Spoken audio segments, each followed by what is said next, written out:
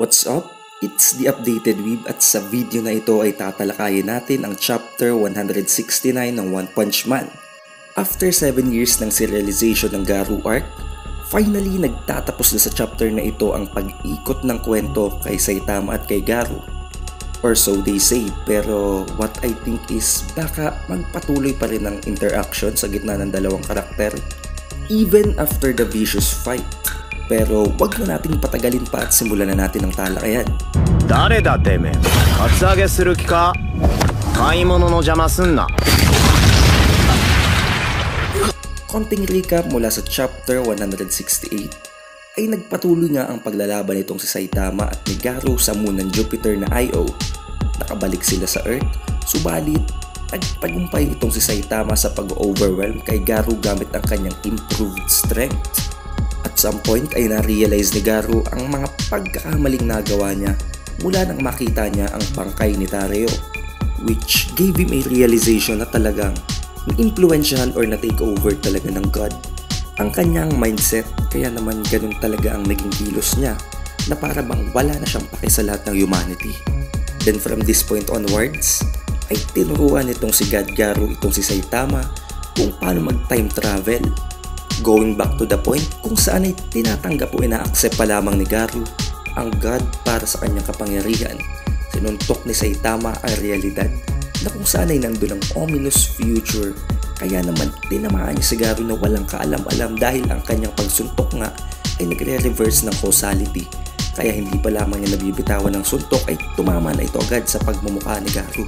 Kung nagugustuhan mo ang mga chapter reviews natin na ito, ay siguraduhin mo nang nakalike, nakasubscribe at naging mo ng bell button para palagi kang updated tuwing magkakaroon tayo ng mga bagong chapter reviews para sa Black Clover, One Punch Man at Jujutsu Kaisen. Then proceeding to the chapter at hand, makikita natin sa cover page pa lamang ng chapter na ito si Saitama habang hawak-hawak si Genos habang nakatingin sa Daybreak, hence the title ng chapter 169 na Daybreak. Then pinakaunang panel pa lamang ay makikita natin si Garou habang wasak na nga ang outer shell sa parte ng kanyang muka at kitang-kita nating unti-unti nang umaalis ang presence ni God mula sa kanyang katawan.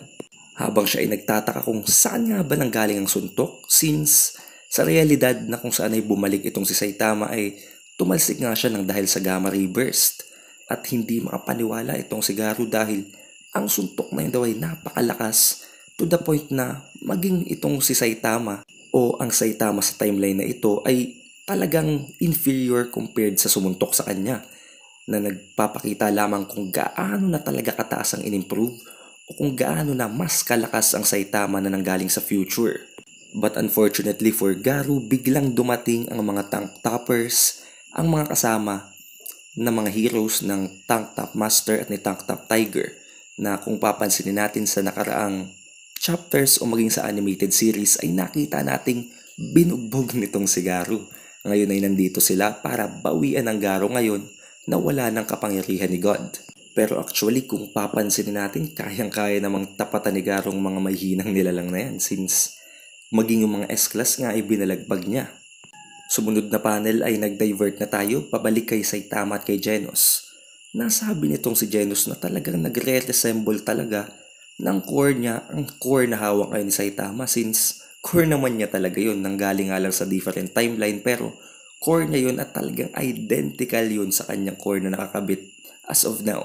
Makikita din natin na nakatali na ngayon ang parte ng pajama ni Saitama o ang kanyang costume na kung saan ay nabutas. Then to avoid any confusion, para talagang malaman nila kung ano ba talagang core na hawak ni Saitama, dahil maging si Saitama nga ay hindi alam kung bakit may hawak siyang core, since nakalimutan nga niya ang mga pangyayari magmula nang mag-travel siya back in time at nang mag-converge siya into one Saitama.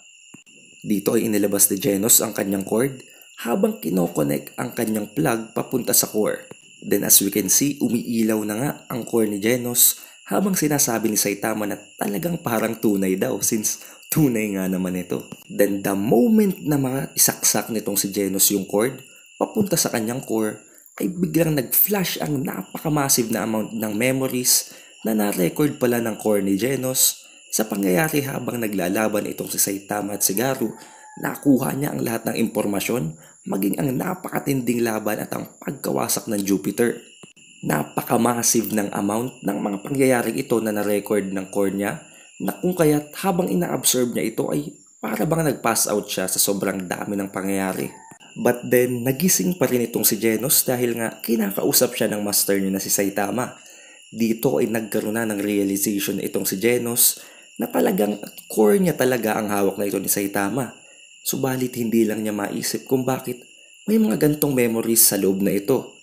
Kaya naman nagkaroon siya ng konklusyon na maaring isa nga itong pangyayari na nanggaling sa future na maaring na-prevent lamang ng dahil sa mga kagagawa nitong si Saitama. Kaya naman tinanong niya itong mismong master niya na si Saitama kung talaga bang wala siyang natatandaan since siya nga naman ang mga nakita natin mula sa mga pangyayaring ibinigay sa kanya ng core. And since wala kang kaalam-alam itong si Saitama ay inexplain ni Genos sa kanya in a brief way. However, kung titingnan natin kung gaano kahaba ang dialogue na binitawan ni Genos, isang napakalaking dump ng isang message or text bubble na alam kong maging kayo ay hindi nyo nababasahin dahil napakahaba nga naman. Pero to make it short, it's a scientific explanation sa kung ano mga nangyari sa chapter 166 hanggang 168 sa gitna ng paglalaban ni Saitama at ni Garu. Subalit habang ine-explain ni Genos ang mga pangyayari kay Saitama ay pumasok lamang ito sa kanyang kanang tenga at lumabas sa kaliwa. That shows how little interest Saitama has sa mga pangyayari na maging kinekwento ni Genos na nangyari daw in the future. Then nag-reply si Saitama at sinabing, okay, and ang mahalaga daw okay na itong si Genos since si Genos nga from the past timeline na pinanggalingan ni Saitama ay patay na. Ngayon, naisip naman itong si Genos na maaring nagpapanggap lang si Saitama dahil nag-a-act nga siya as a hero palagi na para bang wala siyang ginagawa sa mga pangyayari kahit na siya talaga ang gumagawa ng big parts. At binababayaan niya lamang ang other heroes na mag-take credit para sa mga naka-accomplish niyang missions. But anyways, alam ngayon ni Genos kung gaano nakalakas ngayon si Saitama na kaya niya mag-travel through space and time, na maging ang God Garu na sinapian na ng God at nabigyan ng napakaraming amount ng divine power ay hindi kayang tapatan itong si Saitama. At proud na proud nga siya ngayon dahil alam niyang siya lang ang nakakaalam ng lahat ng pangyayaring ito at si Saitama na master niya, which is hindi naman actually totoo dahil hindi nga alam ni Saitama ang mga pangyayari dahil nakalimutan niya ito matapos ang convergence. Pero still, it's still a good thing dahil at least may nakaalam ng pangyayari at hindi naging parang wala lang ang napakatinding paglalaban sa munang Jupiter. Then siguro ay nakita din itong si Genos ang sinasabi ni Saitama back in the previous timeline na kung saan ay dinadoubt niya ng sarili niya dahil nga hindi daw siya dumadating sa tamang oras. Kaya sinabi dito ni Genos na as expected of a hero, dumating na naman itong si Saitama sa tamang panahon para iligtas ang lahat. Na ipinagtaka naman itong si Saitama kung bakit bigla-bigla na lamang nagsasabi ng ganito si Genos. Pero ininsist pa rin ito ni Genos dahil nga maaring gusto niyang i-complement ang mga doubt na nangyari back in the previous timeline. The next panel ay may kita nating nag-survive na nga itong si Tario na maaring dahil hindi gaanong nasobrahan ang cosmic radiation na nai-release dito sa parteng ito ng pangyayari in the point of time. Dahil nga napigilan agad ni Saitama si Garu bago pa siya lumapit sa mga heroes na kung papansinin natin sa chapter na kung saan ay hindi pa siya nagta-travel back in time ay naglapit nga itong si Garu papunta sa heroes unti-unti hanggang sa sila ay namatay dahil sa sobrang daming amount ng cosmic radiation. Habang bumabangon itong si Tario ay nakakita siya ng after image ng kanyang Uncle Garu na unti-unting nagdi-disperse na maaring isang hallucination ng kung anong nangyari sa previous timeline. Dahil kung papansinin natin, nakita nga natin si Garu na nag-turn into salt nang dahil sa pag-take back o pagkuha ng divine power ng God mula sa kanya. However, since mukhang after image na nga lang ang pangyayari, hindi pinaniwalaan ni Tario ang kanyang nakita at inisip na isa lang yung dream. Then napansin niya sa isang malapit na area ay may napakalakas na voice or sound.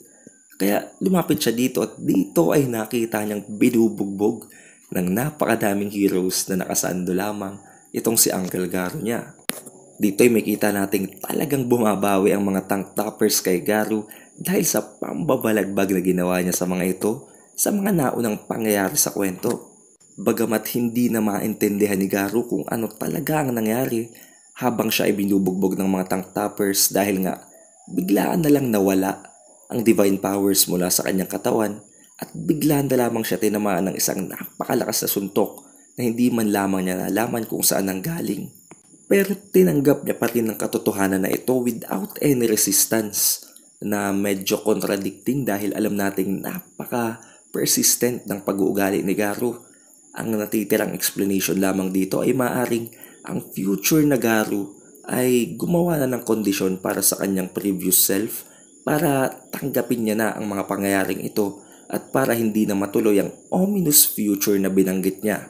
Pero may kita nating as durable at napakalakas pa rin ang endurance ni Garu pagdating sa pambubugbog habang sinasabi niyang yun lang ba ang kaya niyong pambubugbog na gawin sa mga tank toppers na saan niya ay talagang sumusuntok at sumisipa.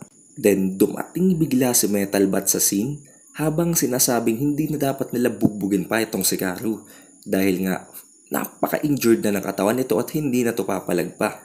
Pero kumontra ngayon itong si Sweet Mask habang sinasabi na si Garu daw ay nasa full monster transformation na at hindi na kailangan ng discussion kung i-execute ba siya o huhulihin.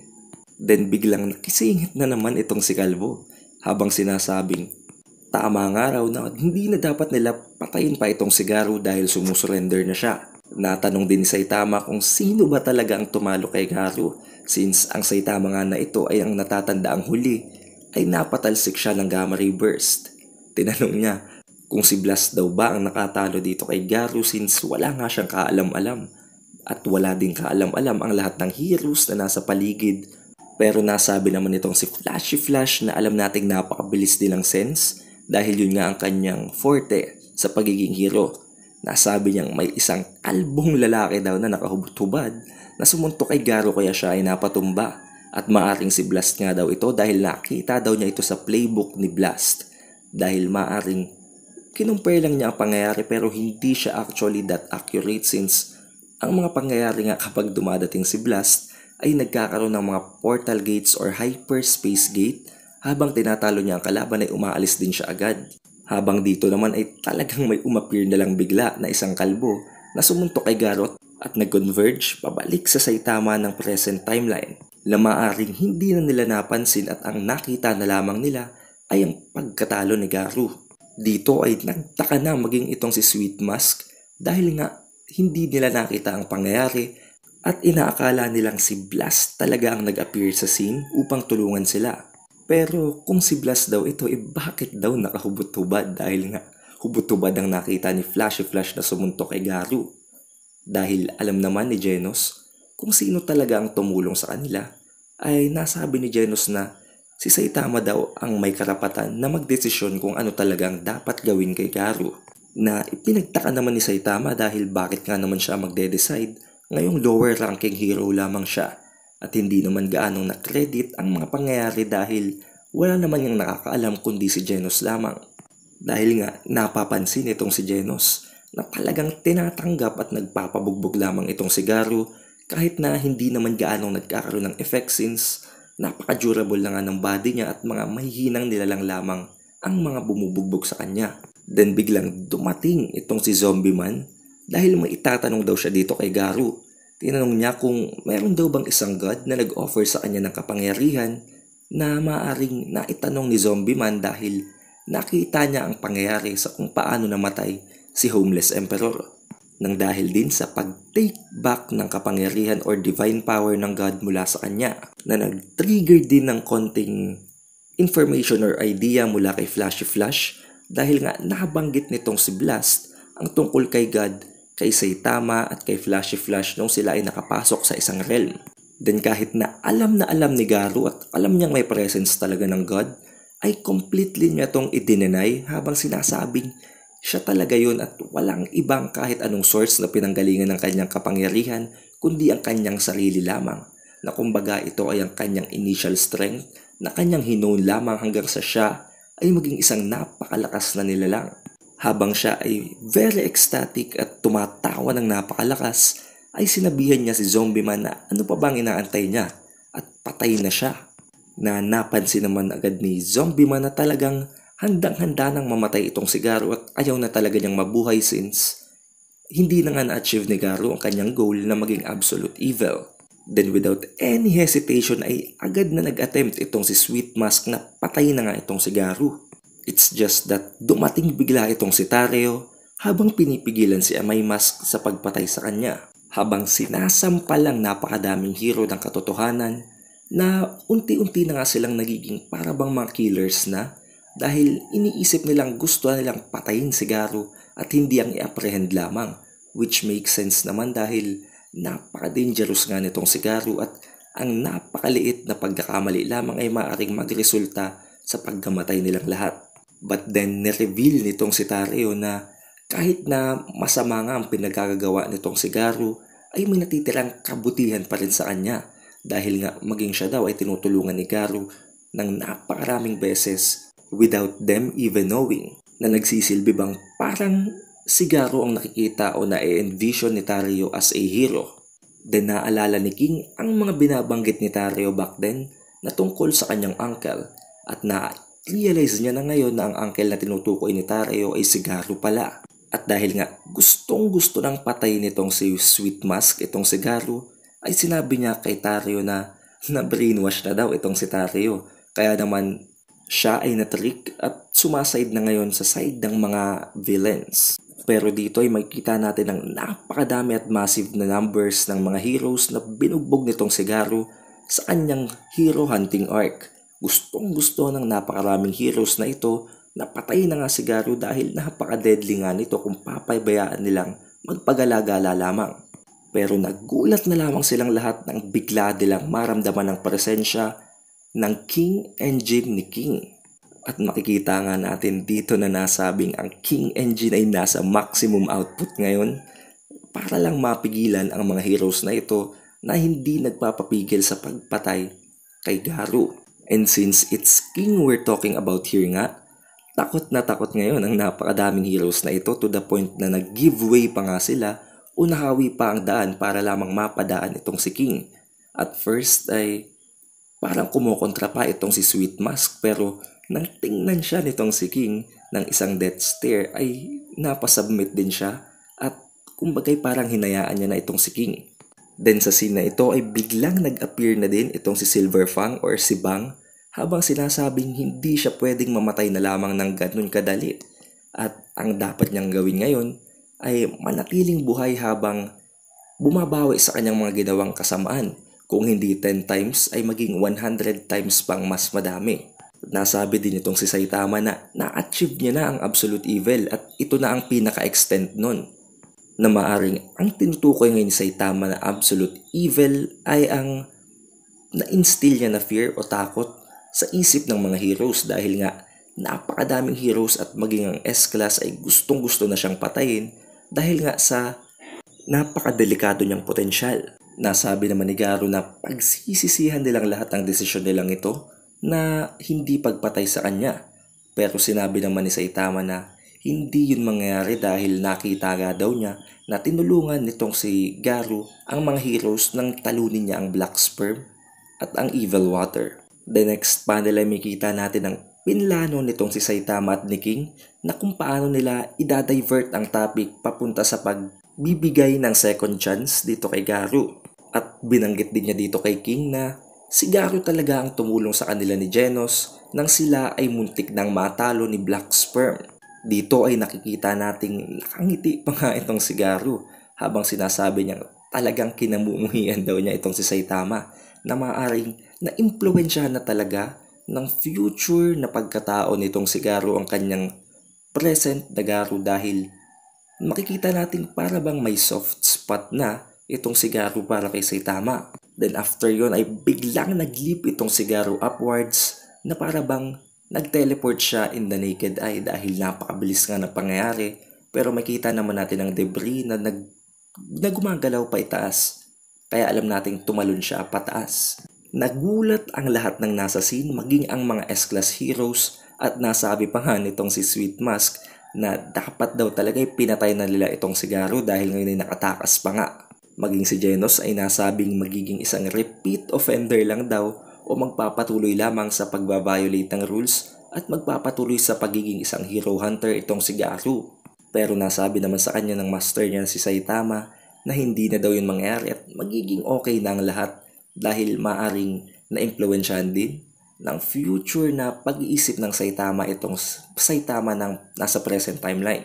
At kailangan na lang daw nilang iasa ang paggagabay kay Garou kay Bang dahil alam naman nating si Bang nga ang nagsilbing instructor at master ni Bang nung hindi pa siya nagsisimula ng kanyang hero hunting. Then as usual, dumating na naman itong si Metal Knight sa scene dahil nga daw tapos na ang paglalaban at tutulungan niya na ngayon ang mga naging casualties sa naging napakatinding laban sa gitna ng Heroes Association at ng Monster Association. Dumating na ngayon ang napakaraming numbers ng drones to the point na para bang mga langgam na lamang ito na lumilipad sa langit. Ang mga drones na ito ay pipigil ng nuclear fallout na naidulot ng napakadaming nuclear explosion nang dahil sa mga atakeng ginawa ni Garou. At ang mga drones din na ito ang magkakandak ng investigation upang mas mapadali ang daloy ng information gathering as the Heroes Association recovers. Nasabi din niya na ang lahat ay dapat dumaan ngayon ng mandatory testing and decontamination dahil sila ngayon ay infected or hindi naman actually infected. Maaring naapektuhan lamang ang katawan nila ng cosmic radiations nang dahil sa ginawa ni Garou, which made Metal Knight think na sila ngayon ay radiation poisoned na. Then sa pagtatapos ng chapter ay nasabi nitong si Saitama kay Genos na hahanapin nila ngayon si Dr. Kuseno upang maikabit nito ang kanyang kamay at paa at pagkatapos nun ay hahanapin nila ang mga natitirang remains ng kanilang apartment na ngayon ay nakalubog na sa ilalim ng dagat. And that ends chapter 193 of One Punch Man. Matapos ang chapter na ito ay nagkaroon tayo ng napakaraming theories sa kung ano mangyayari sa mga susunod na kaganapan ng storya. Dito ay maaaring maging isa na ang napakalakas na hero nitong si Garou dahil binigyan na siya ng second chance at nakikita nating nagkaroon na talaga siya ng change of heart. Hindi natin nakitang lumaban si Metal Knight sa mga kadres ng Monster Association, subalit may kita nating napakalaki ng maitutulong niya ngayon as the story goes on. Then may nakatanda ng mga pangyayaring nangyari sa Jupiter, ang napakatinding laban sa gitna ni Garou at ni Saitama. Nakita ang lahat ng iyon ni Genos, subalit pinili niyang hindi ikalat ang kwentong iyon sa chapter na ito na maaring sa next chapter ay kwento niya rin yun kay King o maaring sa iba pa nilang kasamahan. Then si Genos din ay meron na ngayong 2 core na maaaring magkaroon ng napakalaking power up dahil kung i-consider natin na ang isang core pa lang nitong si Genos ay worthy na of being S-class, paano na lamang kung dodoblehin pa natin ang kanyang lakas? Then there might be a chance na maging disciple nga nitong si Saitama, itong si Garou, after maituro ni Bang ang lahat ng techniques o ang lahat pa ng assets na natatago ni Bang up in his sleeve. Pero maaring hindi rin dahil nasabi nga dito ni Saitama na iaasa na nila ang paggabay kay Garou kay Silver Fang. But I guess that's it for chapter 193 of One Punch Man. Kung nagustuhan mo ang video ay siguraduhin mo nang naka-like, nakasubscribe ka na at na-ring mo na ang bell button para palagi kang updated tuwing magkakaroon tayo ng bagong chapter reviews para sa One Punch Man, Jujutsu Kaisen at Black Clover. Muli, ito si Updated Weeb. I'll see you in the next one.